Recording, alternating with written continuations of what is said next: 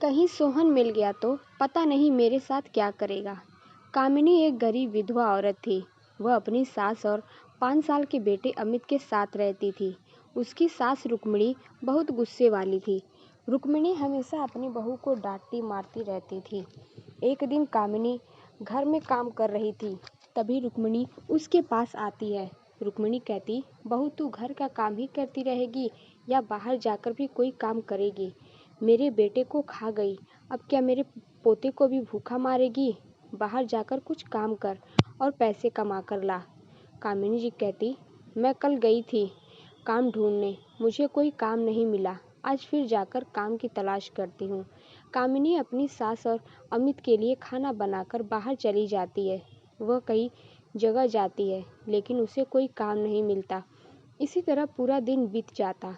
कामिनी निराश होकर घर की तरफ चल देती है। तभी वहाँ एक ढाबे पर किसी को बात करते सुनती है। देख भाई सोहन, तू मुझसे दुगने पैसे ले ले, लेकिन काम छोड़कर मत जा। तू इतना अच्छा खाना बनाता है, तभी मेरा ढाबा चल रहा है। अब तू अचानक काम छोड़कर जा रहा है। सोहन कहता, मैं अपने गांव जा रहा हूँ, 1 महीने बाद वापस आऊँगा। ढाबे वाला कहता, 1 महीने में तो मेरे सारे ग्राहक टूट जाएंगे। तू 1 हफ्ते में वापस आ जा, मैं तुझे दुगने पैसे दूंगा। लेकिन सोहन नहीं मानता और नौकरी छोड़कर चला जाता है। तभी कामिनी ढाबे वाले के पास जाती है और कहती है, भैया मैंने अभी अभी तुम्हारी बातें सुनी है, मुझे बहुत अच्छा खाना बनाना आता है, मुझे नौकरी पर रख लो। ढाबे वाला कहता, यह कोई घर का खाना नहीं बनाना है, हर दिन 300 लोगों का खाना बनता है, तुम कैसे बना पाओगी? कामिनी कहती, भैया मुझे पैसों की बहुत ज़रूरत है, मेरा विश्वास करो, तुम्हारा एक भी ग्राहक वापस नहीं जाएगा। ढाबे वाला कहता, पहले कहीं काम किया है? कामिनी कहती, नहीं भैया, अभी 1 महीने पहले मेरे पति का स्वर्गवास हुआ है, तभी मैं काम ढूंढने निकली हूँ। ढाबे वाले को उस पर दया आ जाती है। वो कहता है, ठीक है बहन, मैं अपना बिजनेस तुम्हारे हवाले में सौंप रहा हूँ।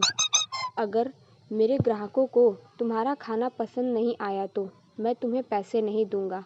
कामिनी मान जाती है।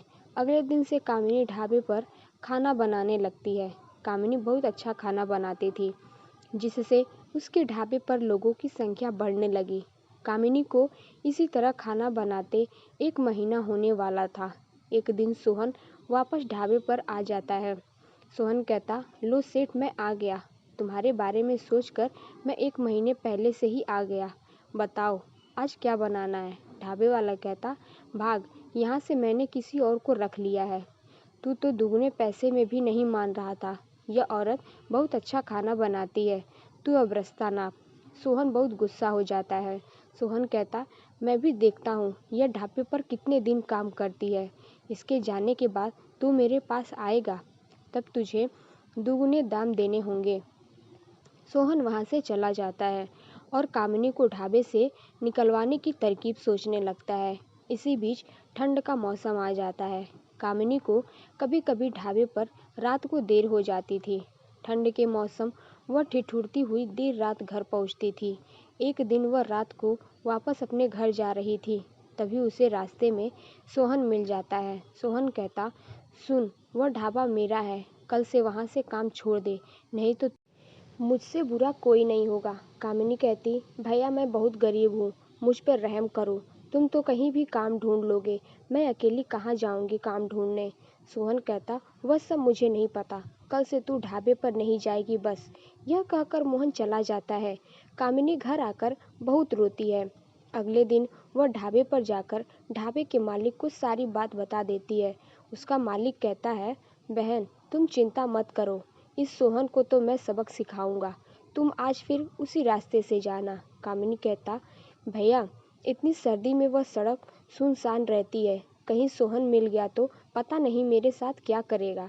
ढाबे वाला कहता, बहन तुम चिंता मत करो, मैं छिप कर वहीं रहूंगा, जब वह तुम्हारे पास आएगा तभी मैं उसे पकड़ लूंगा। कामिनी रात को उसी रास्ते से वापस चल देती है। तभी उसे सोहन मिलता है। सोहन कहता, मेरे मना करने के बाद भी तू ढाबे पर गई, अब मैं तुझे नहीं छोड़ूंगा। सोहन जैसे ही उसे मारने के लिए आगे बढ़ता है, ढाबे का मालिक पुलिस के साथ आकर उसे पकड़ लेता है।